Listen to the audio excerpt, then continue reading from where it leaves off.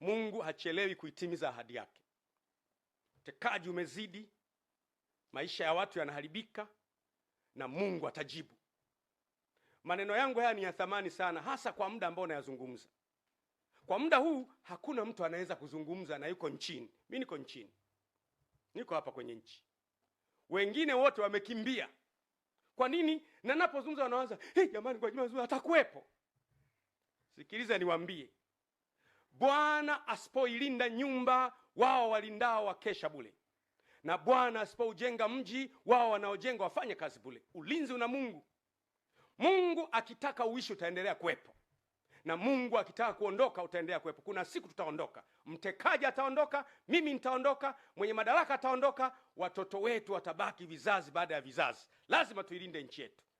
Mimi nimedhamiria kusimama na wananchi. Mimi ni mwanachama wa Chama cha Mapinduzi aliyechagua kusimama pamoja na wananchi. Narudia tena, I want it to be very clear. Mimi ni mwanachama wa Chama cha Mapinduzi, ni mjumbe wa halmashauri kuu ya Chama cha Mapinduzi ambaye hakubali utekaji, hakubali uonevu, sikubali ufisadi. Nimedhamiria kusimama na kilio cha wananchi na nitasimama nao mpaka mwisho. Na wanachama wenzangu, mnielewe kabisa kwamba nimedhamiria kusimama na wananchi mpaka mwisho, mpaka utekaji uishe. Na tazama kule mbele, asubuhi inakuja na Mungu wetu ni mwaminifu, atatimiza ahadi zake. Asanteni sana wananchi. Mungu awabariki. Mungu aibariki Tanzania. Asanteni sana.